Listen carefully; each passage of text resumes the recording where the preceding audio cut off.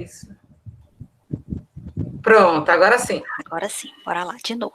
Bem, boa noite a todos, boa noite, pessoal dos polos Teresina, Campo Maior, São Raimundo Nonato, Oeiras e Pedro II, né?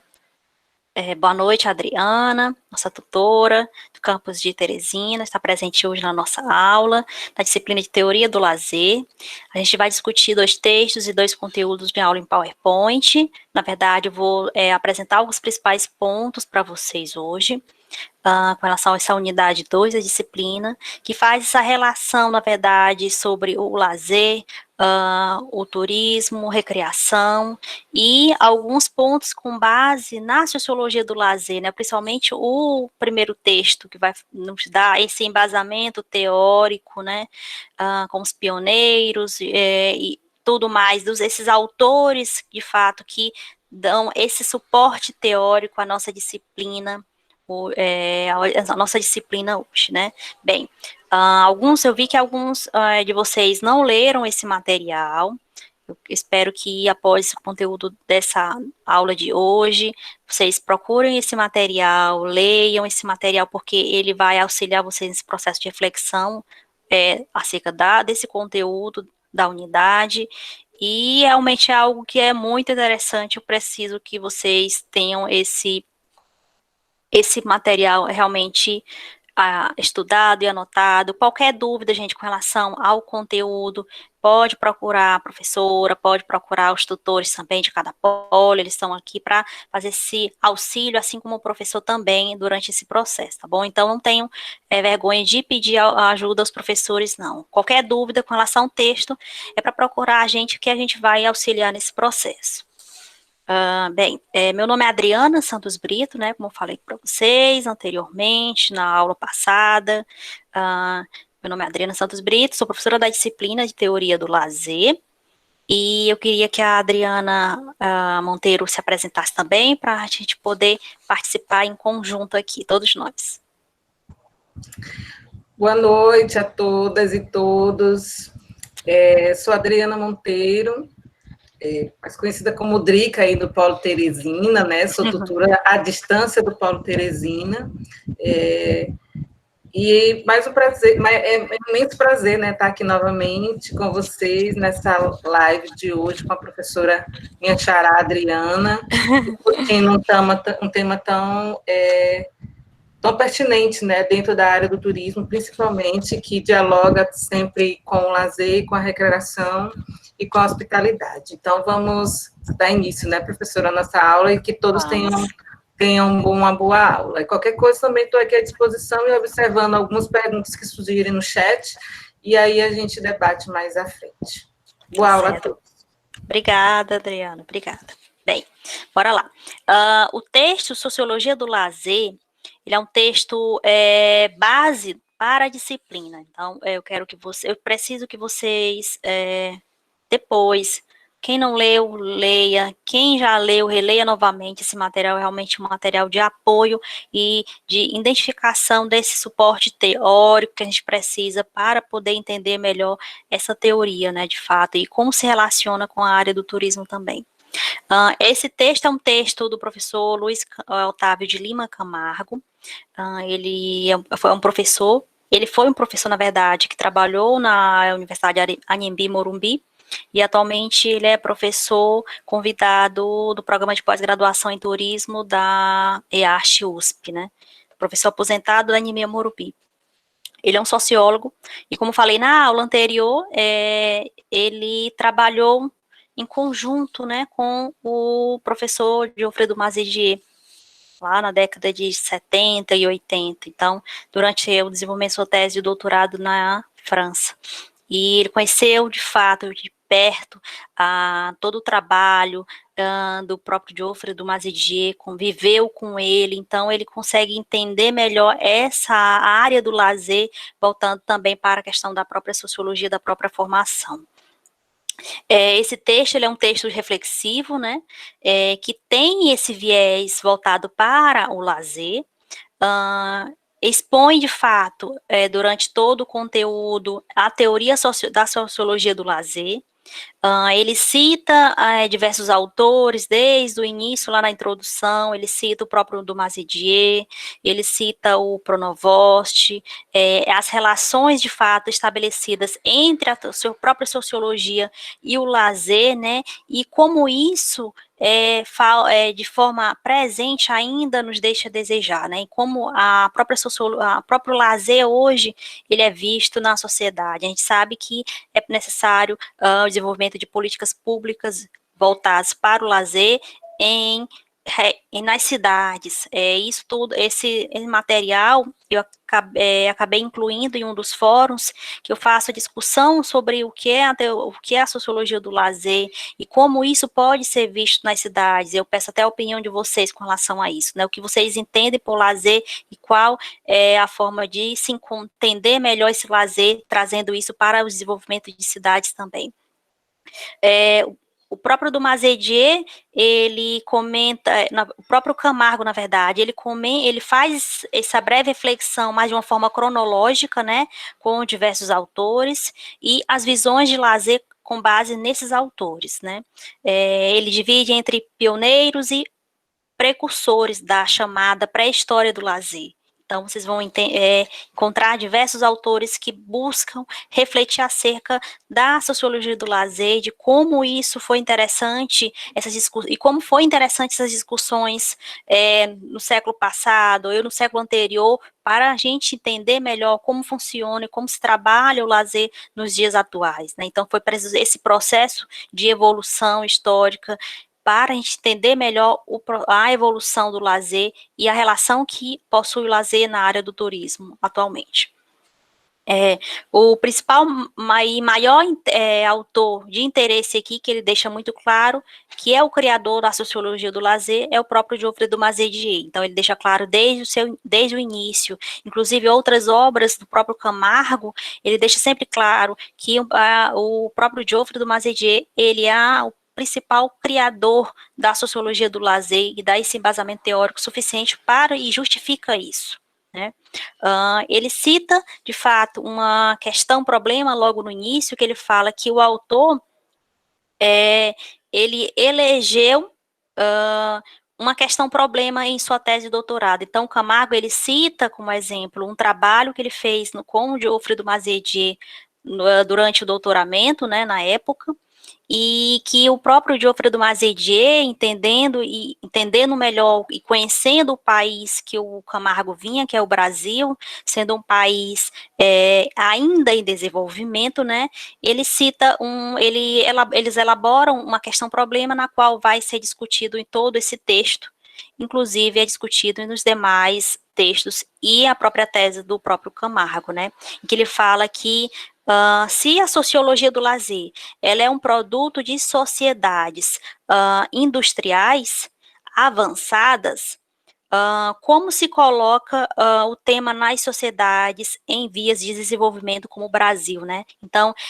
até então, o Geoffroy Dumas Dier, ele discutia e dava esse embasamento teórico sobre a sociologia do lazer, mas com uma visão do próprio país na qual ele nasceu, na França, e países em torno ali da própria França, né? Mas ele vai conseguir entender melhor essa visão do lazer quando ele vem para o Brasil, quando ele passa a identificar de uma forma visual a própria situação do país na década de 60 e 70, né? Quando ele vem para o Brasil e começa a entender melhor que há falta de uma política pública para o lazer, porque é preciso trabalhar projetos e ações sociais para o lazer nas próprias cidades, principalmente cidades com grandes metrópoles, né? Então, ele faz esse questionamento, na qual o Camargo, né, ele descreve, ele aplica, ele reflete isso durante sua pesquisa naquela época. Então, é uma questão que precisa ser discutida até hoje, porque não se tem uma resposta de forma concreta, né? Se, de fato, essa sociologia do lazer, esse viés que a sociologia do lazer tem como base na própria, em soluções viáveis com relação à política pública, pode solucionar ou pode trazer benefícios para países em desenvolvimento. Isso é uma questão que a gente precisa refletir até o final da disciplina, se é viável ou não, né? Porque a gente sabe que existem ações que são voltadas para o lazer, mas que não são todos os estados das regiões desse país que isso acontece, não é verdade? Então, ele fala que por que existe, na verdade, a área do lazer, né? E por que isso está relacionado com a própria sociologia, né? Então, o autor ele faz essa reflexão sobre essa visibilidade do termo lazer, né?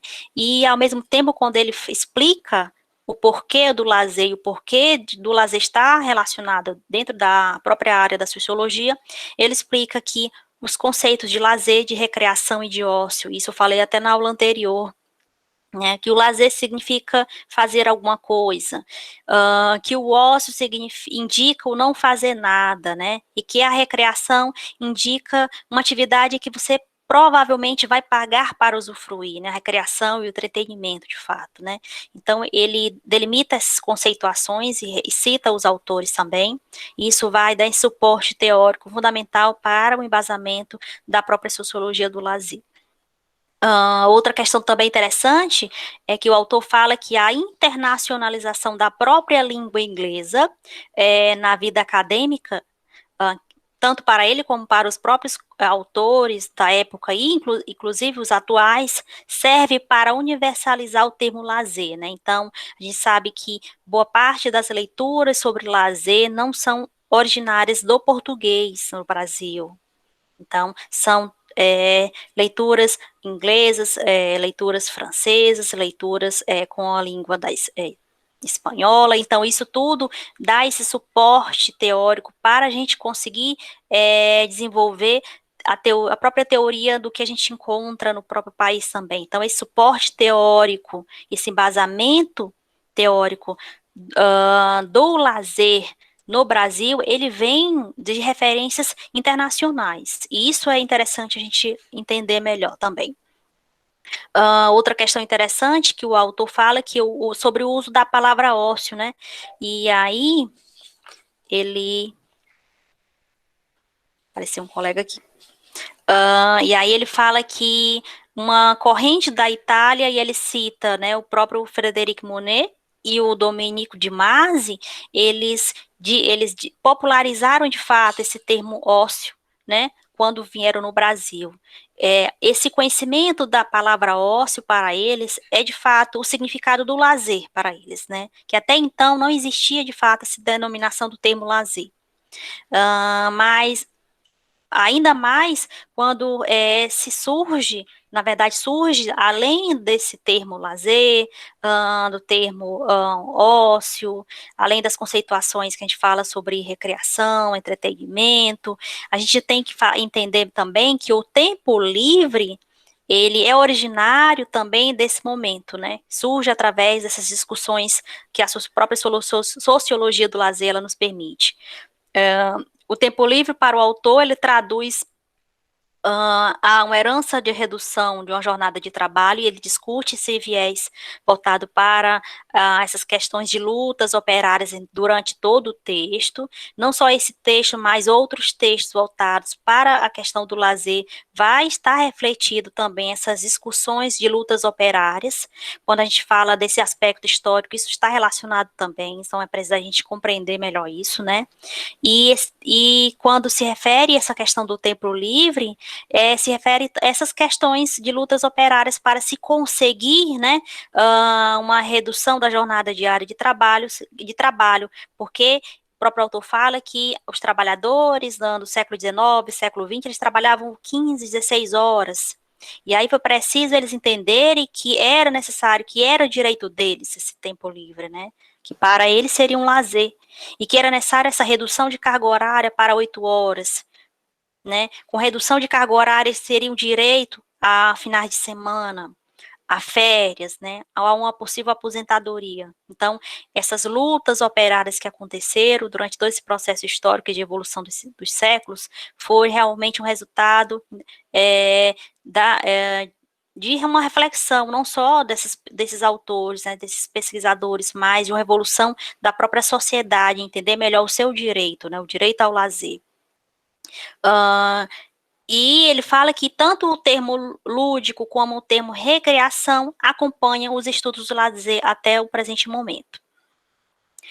O Camargo, ele cita uma conceituação de ludicidade, né, então que ele fala que o lúdico é a qualidade de experiência vivida em qualquer atividade, inclusive no trabalho, na família, na religião, entre outros pontos, né, então ele cita a questão da ludicidade, e isso está relacionado também com a visão do lazer, e mais à frente, com a relação com o turismo, a gente vai ver, principalmente no próximo conteúdo da unidade 3, né, o lúdico também está muito presente.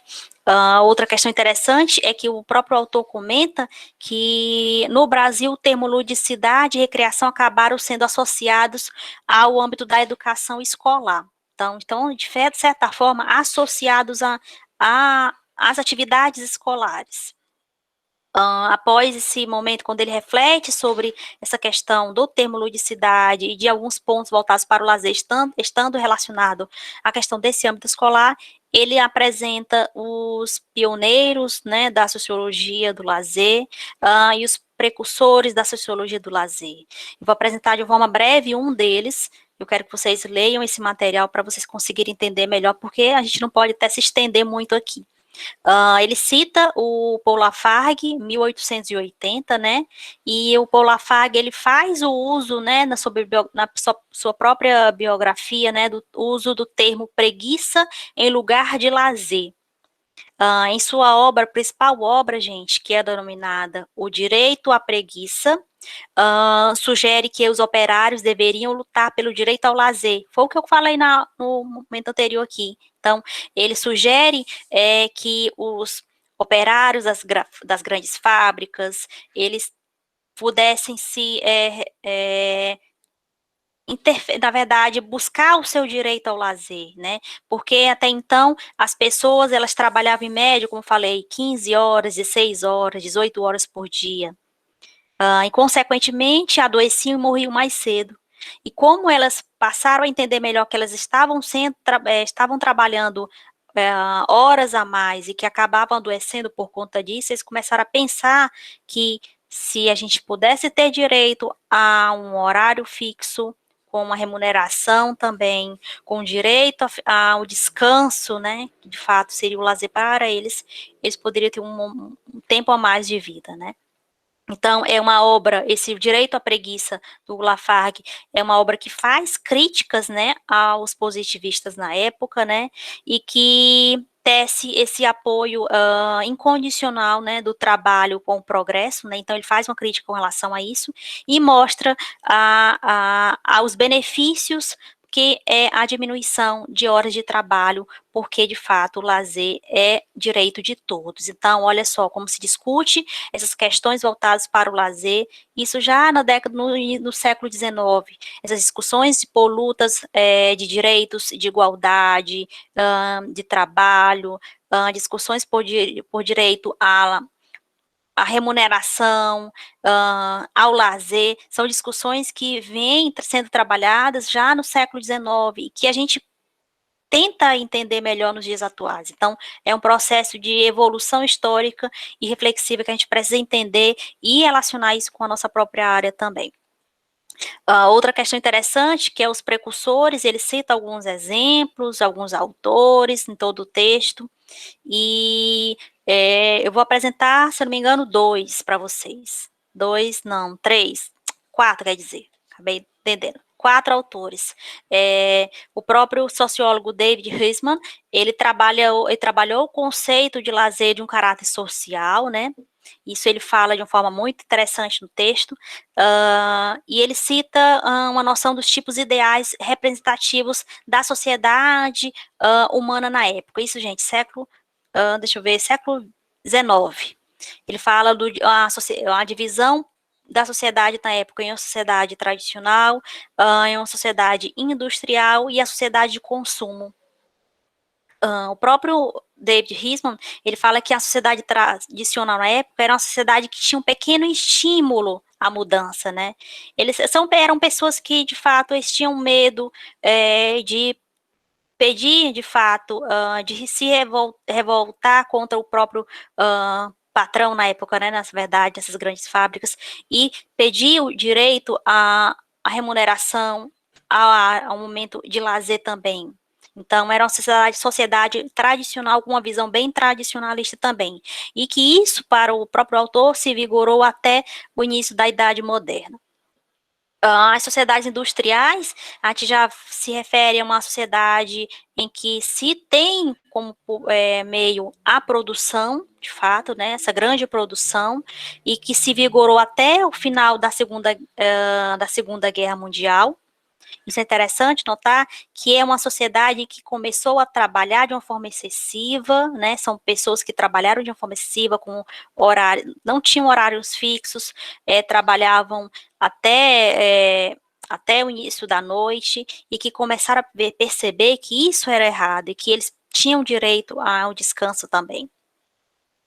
Olha só, a Adriana tá ajudando bastante, enviando materiais excelentes para vocês. Então, esses materiais, gente, são materiais de apoio que auxiliam muito nesse processo de conhecimento também, porque é um texto que pode indicar possíveis leituras extras.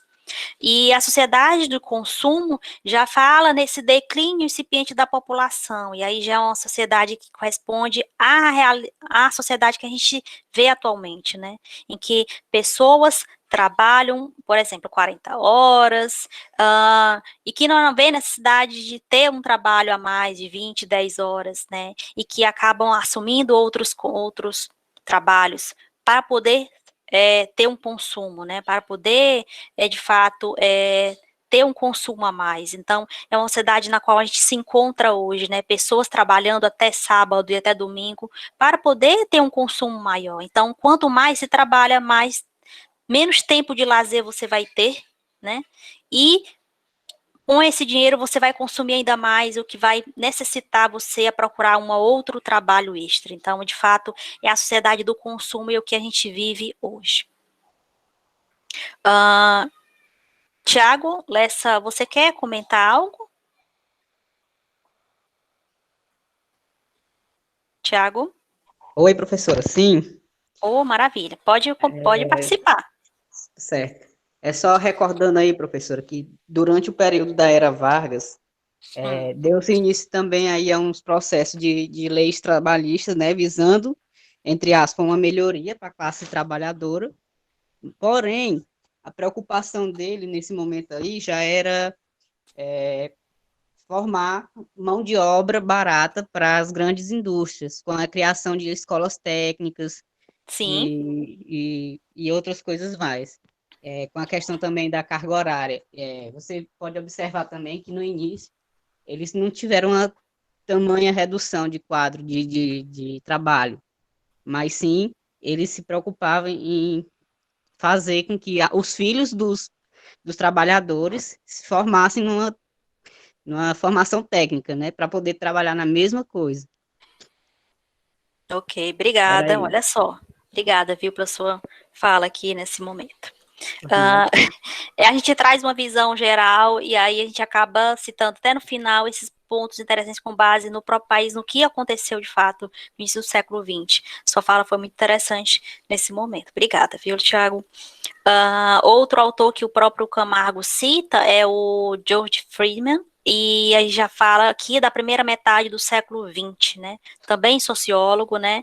E aí o próprio George Friedman já fala de um lazer como redenção do trabalhador. A obra do George, na verdade, Friedman, fala dessa redenção, né, dessa busca, né, pela humanização da sociedade industrial, que sempre foi o foco do próprio sociólogo, né.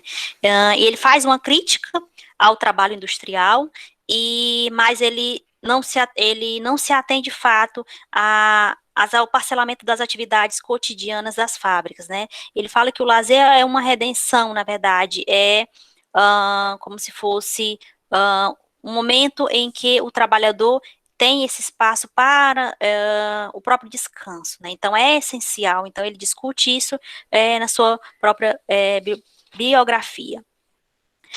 Outra questão interessante é que ele fala também sobre o próprio filósofo americano Sebastião de Grazia, né? E a gente sabe que esses autores, eles dão esse suporte teórico que influenciam na nossa visão do lazer na atualidade, né? A principal obra de Grazia foi de tempo, trabalho e lazer, né? A tradução, da verdade, do Of Time, Working and Leisure, né? 1962. E é uma obra que caminha, né? O segundo autor, ela caminha a contracorrente dos demais sociólogos, né? De tudo o que, de fato, ele abordou anteriormente. Então, ele faz essa relação e acaba concordando e discordando desses autores também, né? Seu ponto de vista, de fato, é muito interessante. E, sobretudo, ele acaba indo à contracorrente do próprio Geoffrey de Mazidier também. Era um autor, né, que falava sobre como o homem deveria trabalhar, né, e como ele deveria trabalhar, e como ele deveria trabalhar menos também, né? Em alguns casos, o homem... E ele cita que, a partir do momento em que ele reflete sobre essa questão do tempo de serviço, né, do homem, ele fala que a partir do momento em que ele entende que é preciso trabalhar menos, o homem passa a trabalhar mais, né? Porque ele passa a consumir mais, é verdade, não é? Então, se o homem trabalha até sexta e consome, ele passa a necessidade de trabalhar no sábado e domingo por conta do consumo da sua própria vida, estilo de vida, né? E eles próprios citam, o Camargo fala que hoje, e o que eu falei logo anterior, né, na minha reflexão anterior, né, que a maioria das pessoas que trabalham, elas trabalham para ter dinheiro somente para consumir, né, acaba se tornando, de certa forma, um ciclo vicioso, né, onde a prioridade da maioria das pessoas hoje, em todo o mundo, né, é o consumo, e acaba incluindo o próprio tempo livre, né? Eles acabam usufruindo desse tempo livre como uma forma de trabalho também, né? Então, à medida que surge isso, a gente passa a perceber que é um momento em que boa parte das pessoas não tem mais tempo livre, porque o tempo livre que elas teriam de direito, elas passam a consumir ou a trabalhar para poder consumir ainda mais. O Geoffrey de Mazidier, ele cita, de uma forma muito breve também, como sociólogo francês, como falei na aula anterior, né, nascido em 1915, falecimento em 2002, próprio estudioso do lazer e conhecido internacionalmente, como todo mundo já viu e já ouviu na própria fala no próprio texto do Camargo. Ele possui, o Mazidier, ele possui uma extensa produção acadêmica e também teve uma atividade de militância na época, né, assim, quando ele era bem jovem. Isso foi essencial porque auxiliou nessa visão que ele tem sobre o lazer e a importância das políticas públicas do lazer para o desenvolvimento dessas cidades e das pessoas também, né. Ele veio aqui no país, se eu não me engano, no final da década de 60, mas ele ficou muito presente nos anos 70 e 80 no Brasil, por conta também do trabalho do próprio Camargo, né? Desse trabalho de doutoramento do Camargo, porque do Mazidier, ele era orientador dele, né? Do doutorado.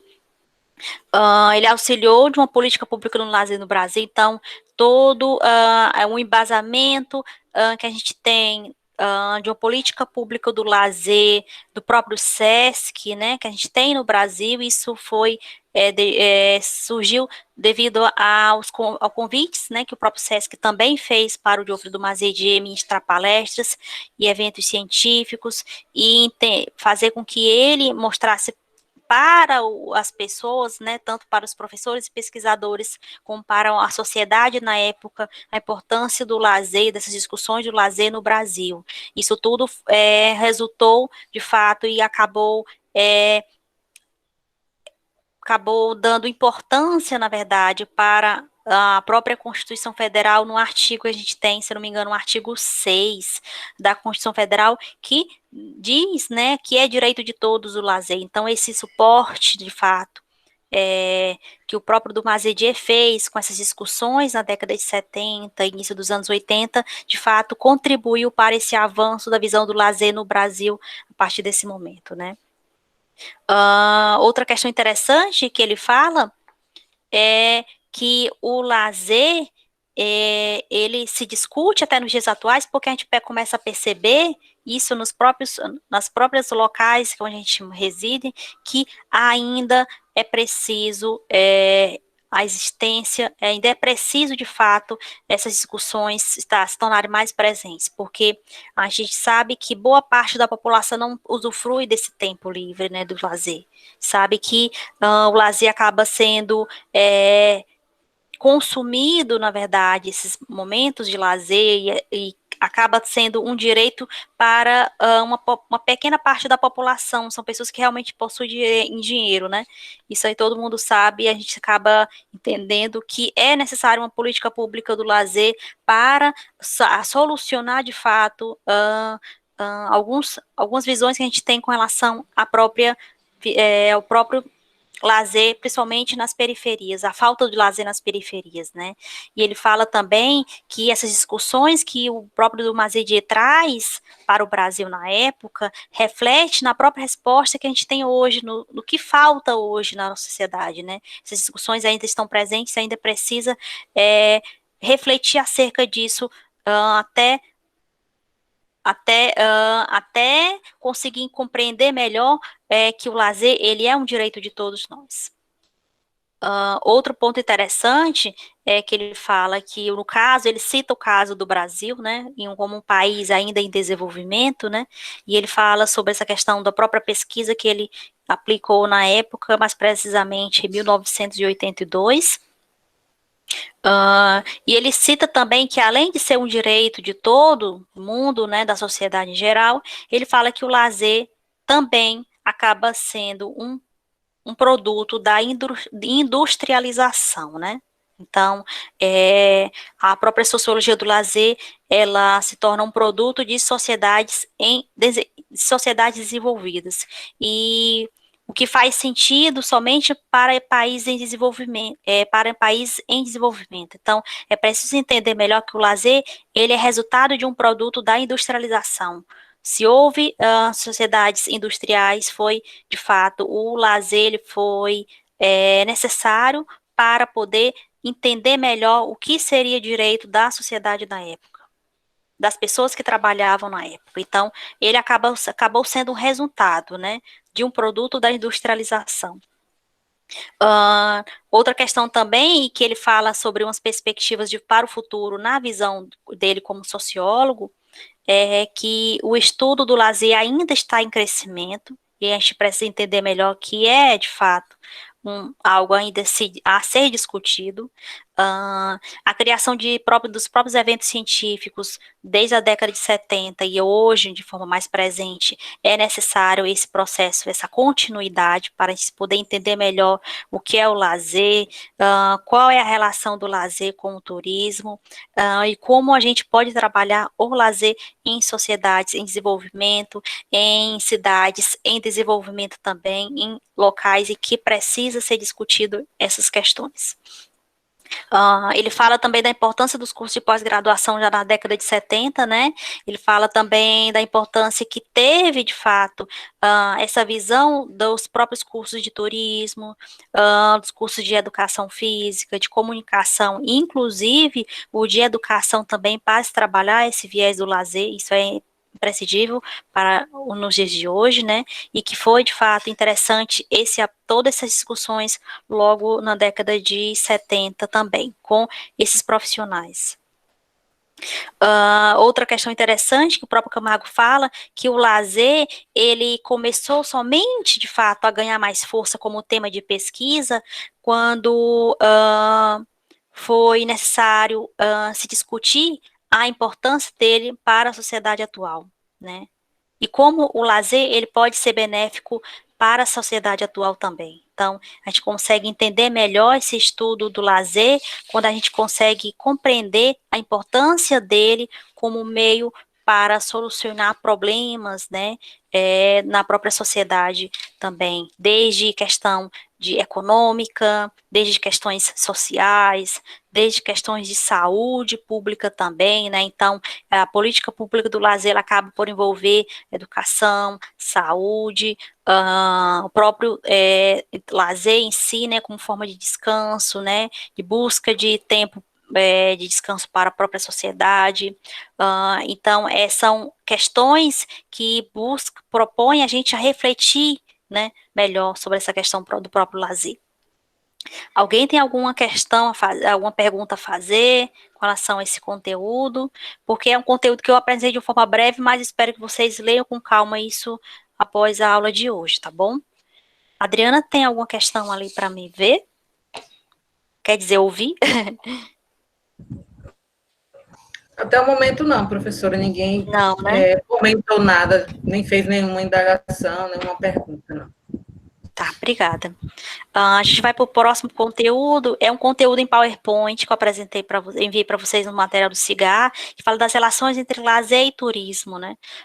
E aí a gente vê que tem algumas visões do próprio Camargo também nesse material.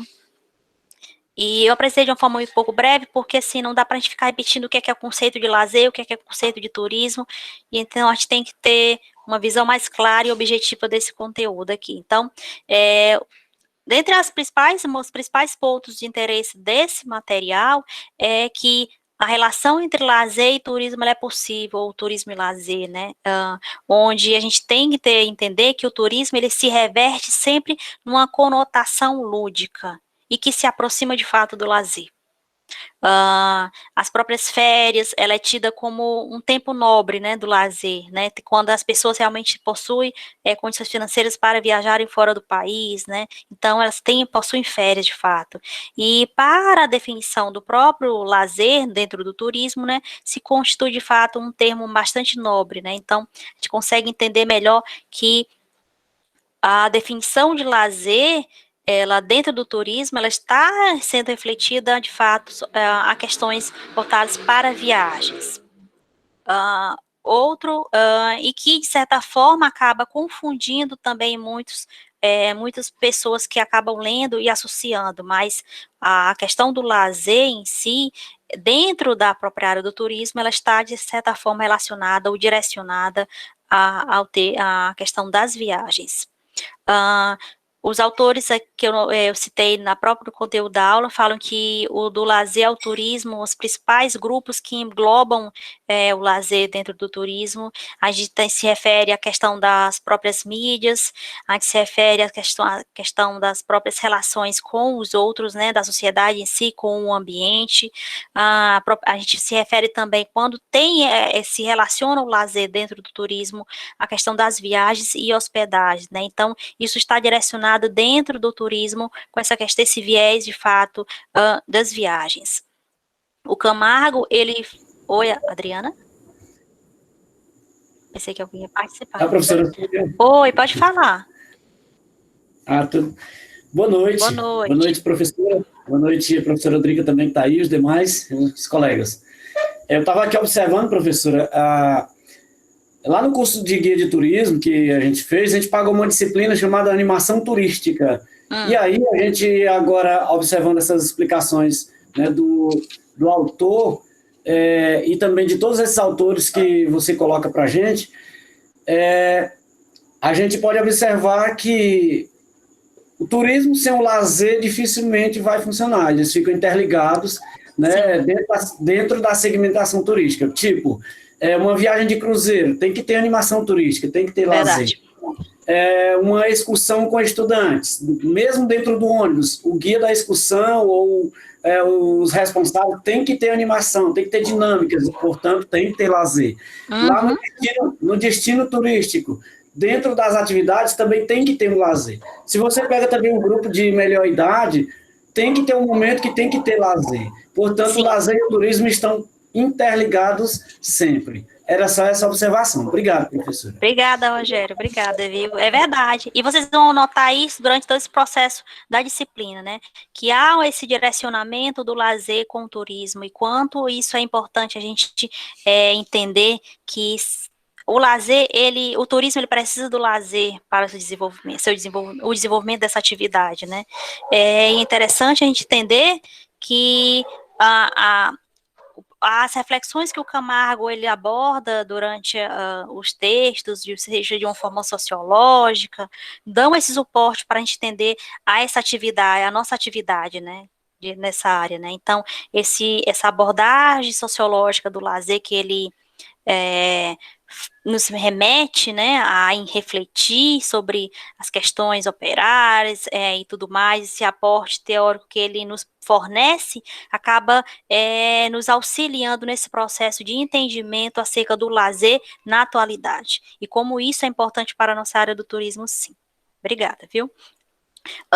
O Camargo, ele fala sobre as visões do lazer dentro do turismo, né, e ele cita do ponto de vista cultural, do ponto de vista social, econômico, político, e ele cita de fato, né, essas questões, e ele fala que do ponto de vista cultural, é que é a forma mais rica de se trabalhar o lazer, né, dentro da área do turismo, né, porque esse viés cultural, ele nos permite uma nova forma de se interpretar pontos turísticos também. Então, esse viés cultural que o próprio lazer ele nos fornece dentro da área do turismo possibilita a gente direcionar essa visão do lazer com diferentes grupos também, como o próprio colega da gente, Rogério, falou, né? Então, o lazer, ele está diretamente relacionado dentro da área do turismo, né?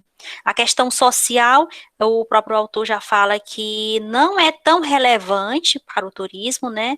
Mas é que é necessário, e eu repito, uma política pública efetiva e que beneficie e que possibilite o direito ao cidadão. E aqui, quando eu falo de direito, não é somente direito para quem tem condições de ter o lazer de fato, né? É um direito para todos nós, né? Então, como eu falo, o turismo, ele, para ser bom para o turista, ele tem que ser bom primeiramente para quem mora naquele local, né, naquela destinação. Então, essa questão social, ela não é tão relevante para o turismo, mas ela tem que ser relevante para quem reside nesses locais. Então, o lazer, com esse viés social, ele é relevante para as destinações turísticas também. Essa questão econômica a gente já pode compreender melhor quando se utiliza do termo do lazer, né? Quando a gente já vai trabalhar questões de recreação e entretenimento, porque ganha essa notoriedade econômica, né? E aí já é um conteúdo que a gente vai abordar na aula seguinte, da unidade 3, que é, de fato, a questão do entretenimento, né? Dessa busca por um momento de lazer, mas que esse lazer, ele não é um lazer oferecido pela sociedade de fato, né, um direito seu, você paga para ter ele, né, então, mas que isso é interessante também a gente abordar e que isso está associado dentro da área do turismo também. E a questão política, de fato, né, que é interessante a gente aprender e entender melhor que é a política pública voltada para o lazer, que é essencial, e eu repito isso, gente. A gente precisa entender melhor para poder cobrar das autoridades, né? A política pública do lazer é essencial para todos nós, tanto para quem mora nos locais, nas regiões, nas cidades, quanto para quem vai usufruir do lazer nesses locais, seja elas destinações turísticas também. Outro ponto interessante, quando fala do turismo ao lazer, né, aí eu já faço uma troca, né, quando se refere a essas questões, são um colega de vocês que entrou agora, desse viés, né, da atividade turística estando relacionada ou estando direcionada ao lazer, quando se fala do deslocamento, né, dessas grandes pessoas, das populações de massa também, da humanidade em fato. E aí a gente fala das próprias conceituações de turismo, né, que a gente conseguiu entender melhor durante essas disciplinas e essa disciplina anterior, o que de fato é o turismo, né, e a gente sabe, e a gente consegue entender melhor que as migrações populacionais que foram acontecendo ao longo dos séculos, né, e algumas delas ocasionadas pelo turismo, foram de fato essenciais e para a nossa visão de lazer hoje também. A gente sabe que o turismo moderno, né, ele se fortaleceu no século XX, né, mas os deslocamentos humanos, eles são, de fato, essenciais para a gente poder entender que o turismo como viés, né, com esse viés do lazer, ele é essencial, porque o turismo, existe as ramificações, vocês vão entender nas próximas disciplinas, as ramificações dentro da própria área, né, e o lazer, dentro de uma das ramificações, ele vai nos trazer esse suporte também para entendimento, que ele está sendo associado à própria área do turismo, né? E isso é interessante a gente entender também. Então, o turismo, o lazer, nos dá esse suporte para o desenvolvimento da própria atividade turística, porque ele é essencial para a própria manutenção da atividade turística também. E aí a gente fala que as contribuições para o lazer e para o profissional do turismo, as contribuições do lazer para o profissional do turismo, é o que o próprio colega da gente falou, Rogério, né?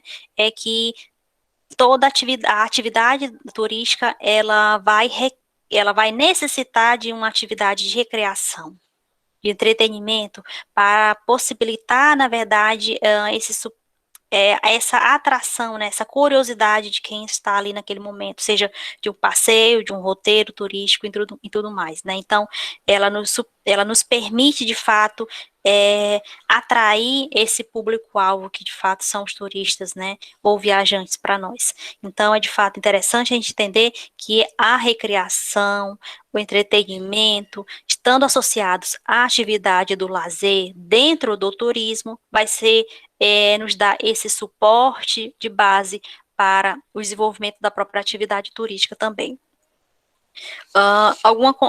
Gente, vocês têm alguma dúvida com relação a esse material? Que a gente já vai passar para o próximo. Se tiver alguma dúvida, gente, não quiser falar aqui, pode me procurar por e-mail também, ok? Adriana, tem alguma dúvida anotada no chat? Dúvida não, só um aluno, Miguel, que ele falou, né, quando a senhora fala um pouquinho sobre lazer dentro da comunidade, né, ele falou que ele promove turismo, né, para casais. Olha, que legal! Me fale mais sobre. Onde existe palestras, jantares. E aí ele disse que uma das coisas que mais fica na mente dessas pessoas é o lazer. É um momento ali que deve ter algum entretenimento ali, né, nesse jantar, né? Se ele puder falar, Miguel, fique à vontade. Falar é melhor, porque aí ele explica um pouco mais sobre essa atividade que ele trabalha. Isso. Ele vai entrar aí. Ai, que maravilha. Bem, eu fiz mais por uma questão de, tipo, a princípio, uma experiência de final de semana com casais, né? Porque eu sou de igreja e eu trabalho com a área jovem e trabalho também com casais, né? E aí a gente fez a primeira experiência, nós fomos para Camusim e quando terminou o evento, eles falaram, olha, vamos promover o plano seguinte. E nós fomos para Fortaleza no ano seguinte, depois nós fomos para Recife, aí voltamos de novo para a região do Ceará, só que em Cumbuco. Então, assim, nesses encontros, a gente tem convidados especiais, que eles fazem palestra para os casais. Tem um momento em que eles têm um momento a sós deles, assim, para que eles possam ficar sozinhos, refletir, conversarem. Eles recebem todos os dias pela manhã, colocado na porta do quarto deles, a gente faz tipo um correio, onde a gente coloca uma mensagem do dia para que eles possam ler juntos. Promovemos o jantar especial e uma renovação de votos matrimoniais, né? Ai, que bacana! E existe a parte do turismo, que é a parte do do City Tour, tanto durante o dia de sábado, na parte da manhã ou tarde, quanto também na parte da noite. E tem a questão de sempre a gente procurar locais que tem praia, porque eles gostam também muito da questão da praia. Uhum. E assim, a gente percebe que dentro dessas atividades, as palestras ficam, mas o que mais fica mesmo é a questão do jantar, que é uma parte assim que eles gostam muito, que é um jantar a dois, jantar à luz de vela, essa coisa toda romântica. E a questão do lazer, dos passeios, dos passeios de bug, conhecer os outros locais, é o que mais fica para eles. E é uma experiência muito boa. 2020 a gente não pôde fazer, por questão da pandemia, Sim. mas já estão me ligando, cobrando para 2021. Você já começa a se programar para esses novos roteiros, né? Exato. Ai, que maravilha, bacana ver essa experiência. Parabéns, continue. Quem for casado e quiser participar, pode entrar em contato. Olha só. Dando continuidade, gente. Bora lá. Mas e a prática, gente, do lazer? É isso mesmo. A gente tem que inovar e fazer possíveis adaptações também do que a gente está vivendo e poder entender melhor como funciona a atividade do lazer na prática. Com a experiência do colega nosso aqui, Miguel, isso já facilita até o entendimento da própria área também para todos nós. Bacana, parabéns. Próximo conteúdo é lazer, turismo e recreação. Professora, alguém quer participar? Adriana, pode falar. Tem mais um aluno, o Rogério. Pode falar. Quer falar Rogério. um pouquinho. Bora lá, Rogério. Certo. Obrigado, professoras. Eu queria parabenizar o Miguel e dizer que ele acabou de me dar aqui mais um nicho de mercado, que eu já vou trabalhar essa parte Olha também só. por aqui. Obrigado, Miguel, viu? Muito bom. Muito já vou bom, ter aqui viu? várias ideias. Obrigado, professoras. Parabéns, olha só, mas é uma ideia boa ali para a gente começar a pensar, né? Valeu. Bem, bora lá. O próximo conteúdo é lazer, turismo e recreação, né? Eu cito alguns conceitos de lazer, de turismo e recreação, mas eu queria deixar bem claro aqui a conceituação de fato que a própria Constituição Federal de 1988, ela cita, o artigo 6, gente, que fala que toda pessoa tem direito ao lazer, e isso já é discutido antes, não é verdade? Os próprios autores dão esse embasamento teórico para a gente, essas próprias questões das lutas operárias no final do século XVIII, enfim, e século XIX, isso já deu esse suporte para a gente poder entender melhor que o lazer é um direito de todos nós. Quando tem no Brasil essas discussões de forma presente, quando o Dumas-Idier vem ao Brasil, ele propõe isso, né, isso às autoridades na época e aos pesquisadores que discutiam essas bases teóricas também do lazer na época, e isso facilitou na verdade, o desenvolvimento, né, de políticas públicas, pelo menos inicialmente nesse período, né, mas que fundamentou a própria Constituição Federal com a criação também da inclusão desse artigo, né, do próprio direito ao lazer, que a Constituição Federal nos permite hoje, né. Outra questão que a gente fala é que quando a gente se discute lazer, né, a gente fala que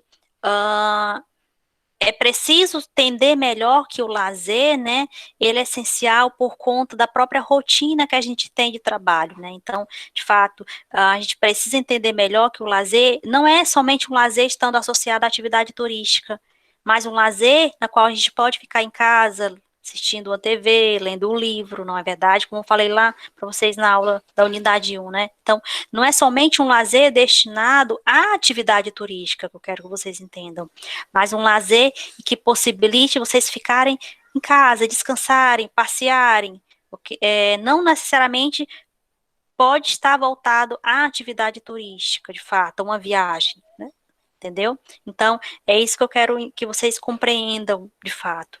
Que é um direito de todos, mas que pode ser adaptado também. Se você não tem condição financeira para viajar em outra região do país ou no exterior, você pode adaptar a atividade do lazer para a sua própria o seu próprio meio no qual você vive, as condições financeiras também na qual você vive também. Então, a gente sabe que o lazer é um direito de todos e a gente também precisa se adequar ao meio que a gente vive e principalmente na situação que a gente está hoje, situação de pandemia também.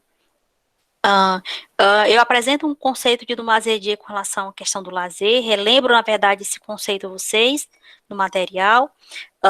Falo sobre as funções do lazer, e eu cito isso na unidade 1, mas eu relembro vocês esse conteúdo, que o lazer, ele se insere e ele faz parte, né, das raízes culturais de uma sociedade. Para isso, as funções do lazer são as seguintes: a função do descanso, a função do divertimento, recreação e entretenimento, e a função do desenvolvimento. Aí a gente já se refere às formas de aprendizagem que a gente pode entender melhor a partir do lazer. Então, não é somente o lazer da viagem em si, que eu quero que vocês compreendam, mas o lazer que pode ser adaptado às condições que a gente vive também. Quando a gente se refere ao turismo, ao lazer voltado à atividade turística, né, e aí eu apresento possíveis relações, a gente fala que o lazer dentro do turismo se torna uma atividade mais completa, né?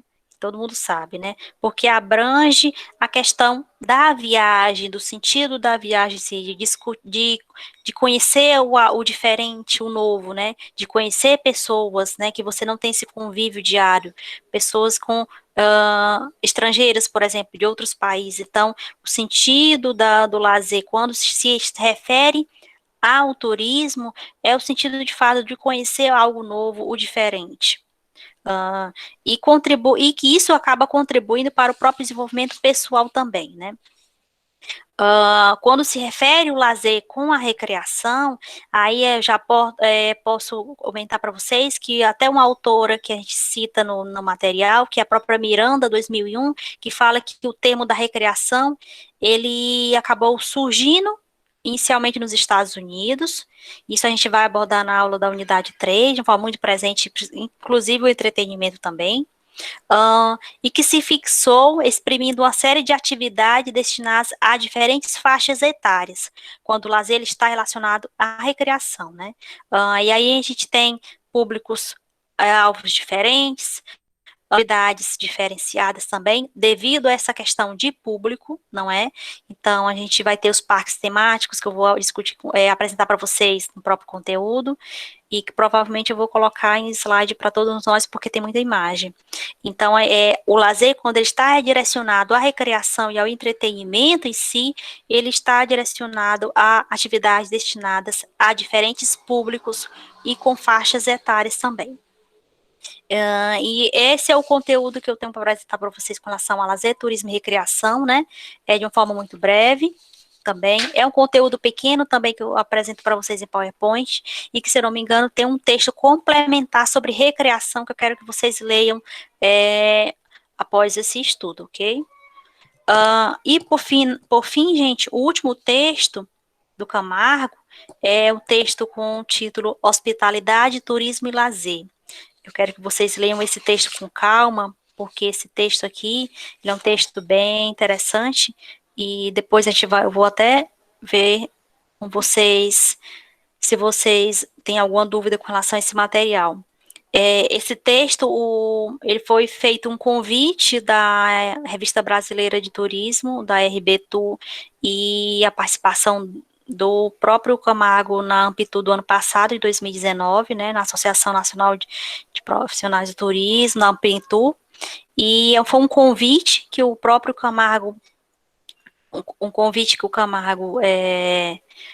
ganhou, na verdade, ele foi convidado para participar e para apresentar um texto, e esse texto ele é interessante porque ele traz as relações conceituais de hospitalidade, de lazer e de turismo.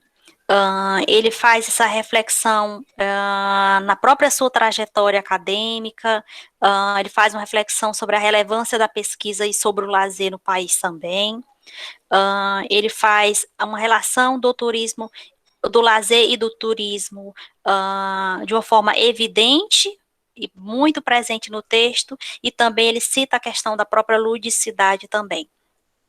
Outra questão que eu quero dar ênfase aqui nesse texto, que eu queria até que a Adriana digitasse no chat, que eu tenho medo de a gravação aqui parar, é que depois que vocês lerem esse material, procurem um documentário no YouTube chamado Bye Bye Barcelona. Ok? Bye Bye Barcelona. Porque o autor, ele fala da relação turismo e hospitalidade e um problema que se enfrenta a atividade turística hoje, que é a questão do overturismo, não é? E o overturismo, gente, nada mais é do que a superlotação de locais de interesse dos turistas, né? E os impactos negativos que o turismo acaba ocasionando devido a essa superlotação, né? Por exemplo, praias com 1 milhão de pessoas, gente, no domingo, meio-dia. Então, essa superlotação acaba prejudicando, impactando essas destinações. Essa indicação de documentário, Bye Bye Barcelona, é interessante porque é um documentário em que vocês vão conseguir entender melhor o que é o overturismo, do ponto de vista de uma cidade, na verdade, da cidade de Barcelona, né, dos próprios moradores locais. É uma visão do morador de Barcelona e do turista também. Então, eu não vou falar muito sobre esse documentário, eu quero que vocês assistam esse documentário e depois me procurem para entender melhor esse material, ok? Então, não vou me adentrar muito sobre esse documentário, mas ele é um material complementar a esse texto, esse artigo do Camargo, ok? E outra questão interessante também, que ele acaba abordando, que o próprio overturismo acaba causando a turismofobia, que é, de fato, um medo, uma aversão e uma rejeição social, né, dos próprios moradores locais à atividade turística. Então, são cidades, grandes metrópoles e metrópoles que têm essa atividade turística de forma muito presente, no caso, Barcelona, e que os próprios moradores locais não gostam da atividade turística, porque acaba atrapalhando o dia a dia deles, né? O espaço, as ruas, cheios de ônibus, cheios de turistas, tirando foto, consumindo, aí acontece que acaba, consequentemente, prejudicando a questão econômica, porque os valores de aluguéis, de comida, de transporte acabam aumentando por conta da atividade turística. Então, isso, de fato, é muito presente, ele apresenta no texto e é muito presente também nesse documentário. Quero que vocês assistam ele e depois me contem o que vocês de fato entenderam sobre o overturismo e a turismofobia que o próprio autor apresenta para nós. Próximo ponto do artigo é as relações entre hospitalidade e turismo, o caso do overturismo, né, e ele fala das contribuições da hospitalidade, né, para o turismo. Ele fala que é interessante, né, que o encontro turístico, né, daí no caso, ele acaba sendo influenciado e sendo entendido como um encontro interpessoal em geral, né, de pessoas, mas que isso, de uma forma exagerada, acaba ocasionando o overturismo e que acaba prejudicando os cidadãos, né, as pessoas, moradores locais, e acaba nos mostrando que a turismofobia ainda está presente. A noção do encontro turístico dentro desse momento aqui que o próprio autor fala, ela traz embutido uma ideia, né, de encontro com o estranho, né, com o novo, né, seja pessoas, seja locais, por isso que as pessoas acabam indo para um local diferente da sua própria residência, e até distante também, para buscar algo novo, conhecer pessoas diferentes. E essa busca incessante, esse deslocamento de pessoas de uma forma exagerada, acaba ocasionando o overturismo e a turismofobia também, né? E isso é interessante abordar nesse texto, e ele fala isso de uma forma muito presente, e o documentário ele vai dar esse suporte de reflexão para vocês também. E o próximo conteúdo, ponto do texto é as relações de turismo e lazer, o caso do turismo sexual, e algo bem complexo até de discutir também, né? Porque ele cita alguns conceitos de turismo estando relacionado ao lazer, e ele cita o Pronovost, 2018, ele cita o Mark Boyer, 1972, e ele cita o Jim McCann, em 1973, 76, né? E ele fala que as relações sociais do turismo acabaram distanciando essa visão do lazer. Isso do ponto de vista dos autores, gente. Ok? E que acabou interferindo a própria atividade do turismo também. Por que a gente remete a isso? Porque para muitos o turismo de experiência, e ele cita isso no texto, né? O turismo de experiência, quando se fala, né, do turismo de experiência, se fala do lazer de experiência, e que alguns acabam buscando algo além, né? E aí ele fala da questão da ludicidade, ele cita os conceitos de ludicidade, de acordo com alguns autores, ele fala que há uma motivação lúdica de prazer e presente, que está presente na atividade turística, né? E aí a gente fala de uma atividade prazerosa dos indivíduos, e ele cita um autor, né, o Jean Didier Vicente 2000, com essas divisões que o próprio autor fala, né, dessa motivação lúdica de prazer, seja ela alimentação ou seja ela o próprio sexo, né? Então, quando a gente fala de um turismo sexual, já possui visões diferenciadas também, né? A atividade aqui, quando eu falo, eu queria até que eu vou encontrar esse material na internet, mas eu queria deixar até aqui. Eu não sei se a Adriana chegou a ter acesso a um próprio material, uma tese de um professor da UFRN, o Ricardo Lazzarini. Não sei, Adriana, você teve acesso ao material dele?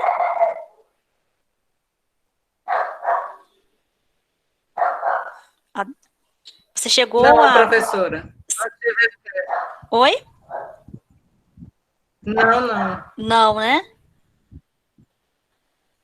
Mas eu tenho um vídeo com a entrevista lá do Gaia Connection, que os professores, eles fazem uma entrevista com o Ricardo Lazzarini, e ele fala sobre a tese de doutorado dele, que tem essa relação do lazer e do turismo sexual, e é um trabalho muito bom e interessante, essa visão que ele tem sobre essa atividade, né, que está presente mais ainda nos dias atuais.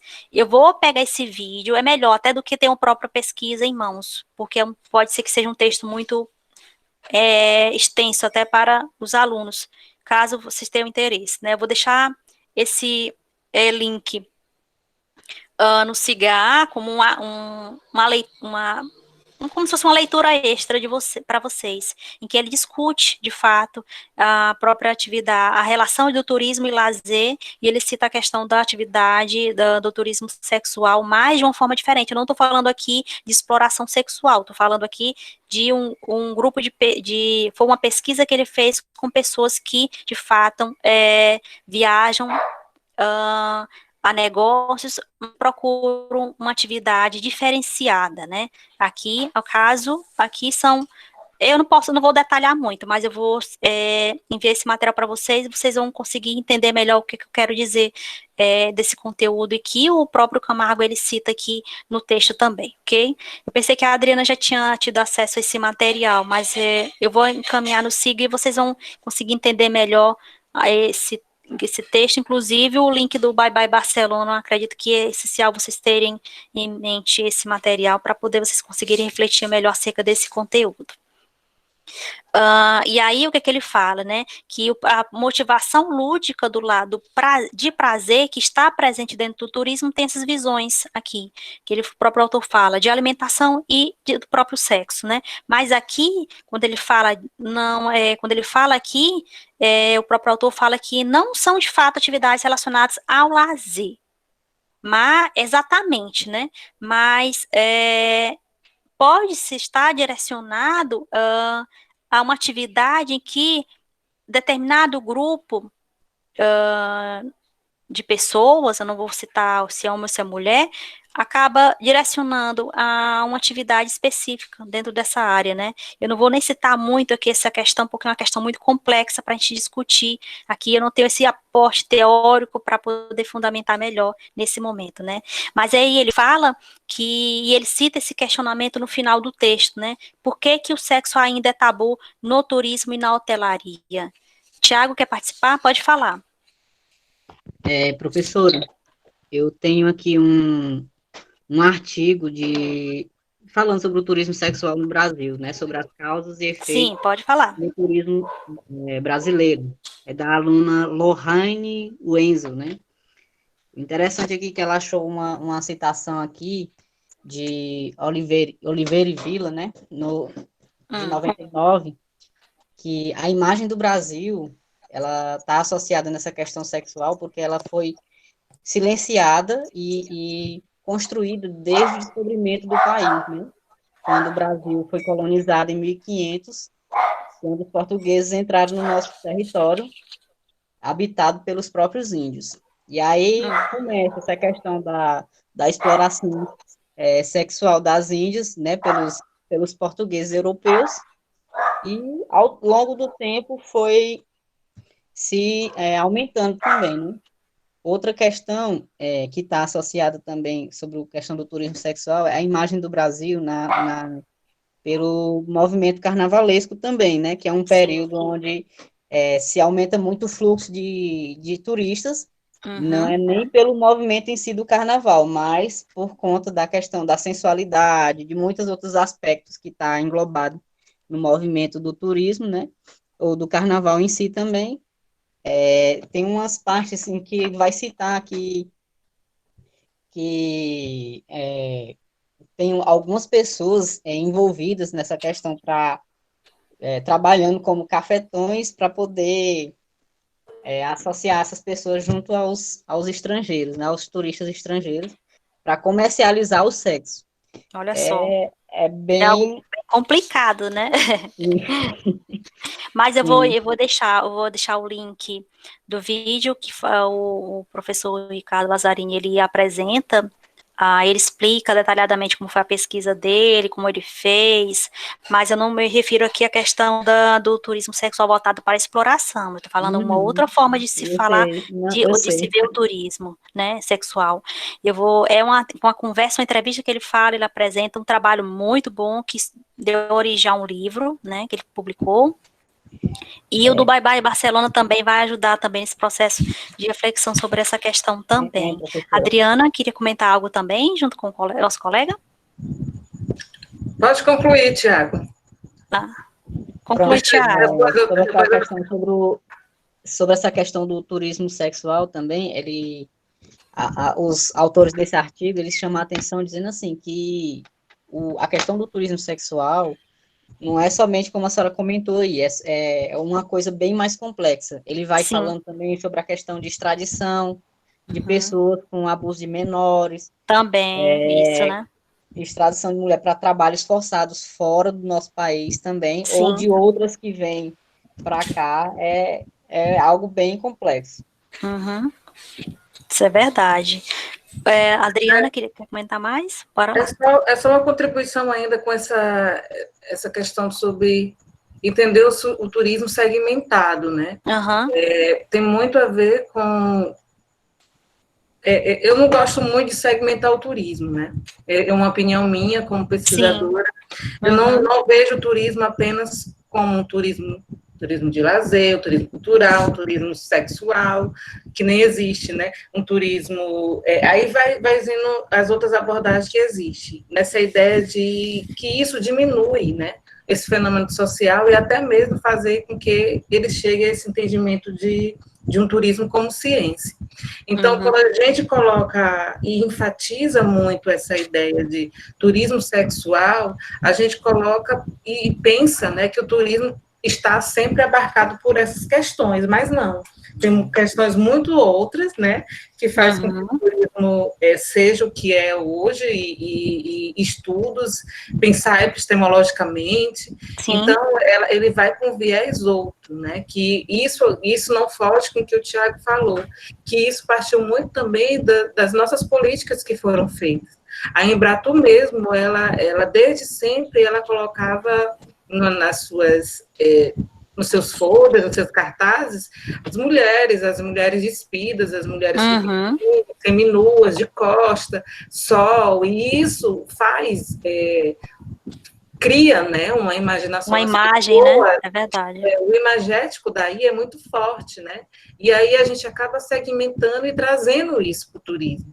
Mas a gente, como um estudioso, né, pesquisador, e agora que vamos formar bacharéis, a gente tem que tirar esse pensamento dessa ideia, né, de entender o turismo como o turismo sexual como algo potente, não é, né? A gente sabe verdade. que é algo bem ruim, assim. É verdade. Oi, Thiago. Pode falar.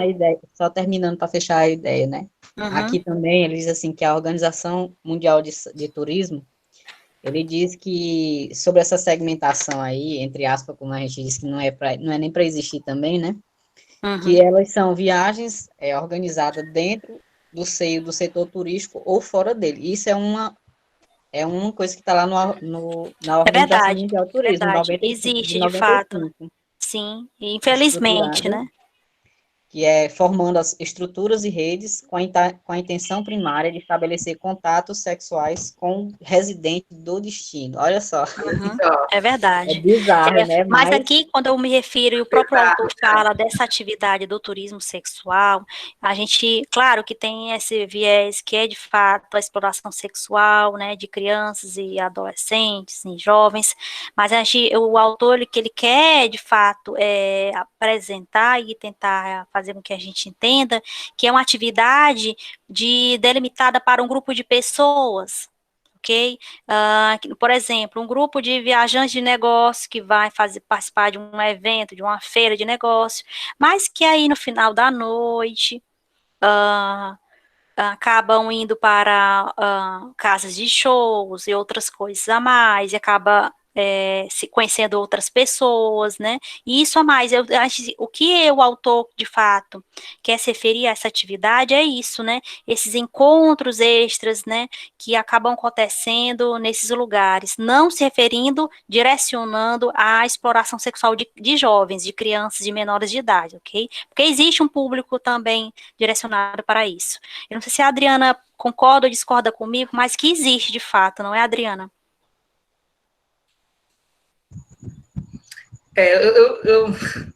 Eu não a pesquisa vejo do Ricardo Lazzarini, ela trabalha com esse viés, não com os viés da exploração, que de fato é o mais presente, é o que passa até nos jornais, mas esse público diferenciado que acaba direcionando, infelizmente, a esse tipo de atividade, né? Tem a questão da profissão também, né? Também tem a questão da profissão, sim. Então, são muitas questões aí envolvidas. São várias questões, é verdade. É verdade. É algo a se discutir e que acaba a gente direcionando a atividade turística, como a própria Adriana falou, e acaba direcionando a atividade do lazer também, infelizmente, né? Mas, assim, é um texto que eu quero que vocês leiam, aprofundem o conhecimento de vocês, assistam o documentário do Bye Bye Barcelona, porque traz esse viés voltado para o lazer, hospitalidade, turismo, mas com esse viés, de fato, dos impactos negativos que a atividade turística lá traz, com a questão do turismo, com a questão da turismofobia também, essa questão do turismo como atividade, né, turismo, como turismo de fato, turismo sexual, mas não direcionando de fato a questão da exploração sexual, não, isso é de fato crime, mas esse outro tipo de atividade, a pesquisa que esse trabalho que o Ricardo Lazzarini fez no doutoramento, ele é muito interessante para a gente poder entender melhor esse viés, ok? Não o viés da exploração, de fato, isso é crime. Todos nós sabemos. Mas mudar, de fato, uma imagem do que o próprio país também acaba passando para o exterior, não é? Tiago, quer falar mais alguma coisa?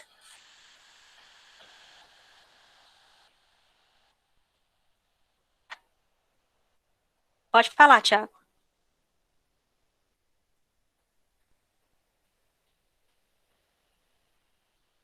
Tiago, pode falar. Só para concluir, professora, dizer assim que a aula foi bem interessante, né? Dizer que o turismo, ele está vinculado em tantos setores que você passa tanta coisa na mente da gente estudando isso, né? Que falar sobre essa segmentação aí, sobre o turismo sexual, é bem complexo mesmo, É bem porque... complexa. A gente fica até com medo, né, de falar também, porque requer, de fato, um aprofundamento teórico também, pesquisa, de fato, aplicada com diversos grupos, para a gente poder entender melhor como isso acontece, né? Nesse artigo aqui, ele é interessante que os alunos aqui desse artigo, professor, ele diz assim que os viajantes tiveram suas percepções e expõem o Brasil como um paraíso, né? Porque sim, para muitos são, infelizmente. Onde tudo acontece. Exatamente, porque... Infelizmente é isso. E é como a professora aí falou, a Adriana Monteiro. Adriana, né? Exatamente, que esses cartazes, essas coisas que são elaboradas... Isso acaba só somando ainda mais, né? E mostrando essa imagem negativa do país. Infelizmente é assim. E eles colocam como uma coisa positiva, né? Se for analisar, eles colocam como uma coisa positiva, né? Trazendo aí essas figuras de mulheres, como você viu mesmo. E aqui no artigo eles colocam umas fotos interessantes, que a professora Drica falou, eu fui curiar aqui e ainda tem mesmo as fotos. Tem. Olha, a atividade turística, ela traz impactos positivos, mas também ela vai trazer impactos negativos, tá bom? Então, na verdade, é tudo que a gente for trabalhar, toda área que a gente for trabalhar, infelizmente, né? Mas a gente precisa entender que impactos são esses negativos e o que a gente pode, como a gente pode interferir nesses impactos e tentar diminuir o máximo possível nos locais onde a gente reside, né? A gente não está falando de longe, a gente está falando do local onde a gente reside. Eu acho que é interessante vocês entenderem melhor que a formação de vocês, a partir de agora, pode mudar algo próximo dos locais onde vocês moram, sim. E a gente está aqui para tentar melhorar o que está presente hoje nesse momento, não é verdade? Professora, o interessante, assim, é que você vê que, geralmente, o carnaval, ele não tinha todo esse aspecto sensualizado como hoje se vê nessas últimas décadas, né? E aí, tipo assim, o carnaval, que era uma coisa cultural, se tornou uma coisa mais sexualizada, né? Sim. Sensualizada, para poder chamar até mesmo a atenção dos... É para chamar a atenção, de fato, né? É verdade, é verdade. Gente, mas é o que a gente encontra, né? Mas dá para a gente mudar isso, sim. Dá para a gente mudar, é preciso. Você queria falar algo a mais, Thiago? É só isso mesmo, agradecer pela aula bem interessante. Obrigada, viu? Agradeço muito.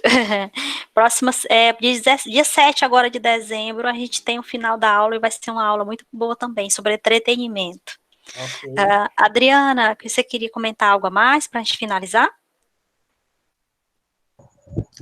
Não, professora, eu acho que a senhora abordou coisas bem pontuais, né, dentro das 3 propostas ali, dividindo, né, por capítulos ali, nesse momento de falar um pouquinho sobre o lazer, o turismo e recreação, trazendo todo esse entendimento do que é cada um deles, né, entendendo um pouco sobre... quando fala um pouquinho sobre tempo livre, ócio e lazer, né, que a senhora trouxe aí, que é bem, bem importante, e a participação que o lazer tem dentro do turismo, que apresenta tanto do lúdico quanto do recreativo, né, que depois a senhora abordou muito bem, falando um pouquinho sobre isso, né, trazendo esse diálogo entre essa tríade aí, e foi até contribuindo também, ontem eu coloquei um link, estava passando uma live do professor Reinaldo Pacheco, da USP, e os professores, uma professora Chayane da UFDPAI, de Parnaíba, da Sim, a Chayane Vargas, né? E os professores da UES, professora Angélica Costa e o professor Antônio Rafael. Eles fizeram uma live bem interessante, tratava sobre lazer e turismo, né? Olha lazer, só. ou melhor, lazer em parques e parques. E aí, como a nossa live era hoje, né, eu peguei e coloquei o link até para os alunos, né? Não era obrigatório, mas... Não, fica bom, porque é interessante, até para eles ampliarem a noção de conhecimento deles com relação a isso. Você pode colocar até no Siga, pode deixar lá, viu? Eu vou colocar um link e outros, eu vou colocar no conteúdo programado, e eu vou colocar o documentário sobre o Bye Bye Barcelona, a entrevista com o Ricardo Lazzarini também, e você pode colocar esse link lá, porque fica em acesso para todo mundo. Isso, e foi muito bom, porque aí quem assistiu, né, deu para entender um pouquinho sobre essa relação com os parques, e aqui, quando a senhora trouxe mais essa participação mais teórica, né, também, a senhora trouxe vários autores que contribuem muito, não só para o lazer, mas também que dialogam com o turismo. Isso é importantíssimo, né, porque o turismo vai bebendo aí de outras áreas, eu nem sei mais se é trans... É interdisciplinar. É muita coisa. Não, acho que transdisciplinar é maior ainda. Ultra mega pau. É verdade. É muita coisa, assim. Mas é muito boa sua aula. Parabéns. Eu agradeço muito, Adriana. Agradeço a participação. Sei que você já tem um encontro agora, né? Aí, se você já estiver atrasada, eu agradeço a participação hoje. Se você quiser participar da próxima aula no dia 7/12, que a gente vai falar sobre entretenimento, lazer, entretenimento e turismo, a gente vai falar sobre os parques temáticos, e aí eu vou acabar utilizando o material em PowerPoint, porque tem imagens, tem alguns parques temáticos no Brasil, principalmente no exterior, e a relação que isso acaba envolvendo dentro da atividade turística, né, com a questão financeira e econômica também, porque isso influencia muito. E vai ser bastante interessante, porque a gente vai conhecer a Disney também.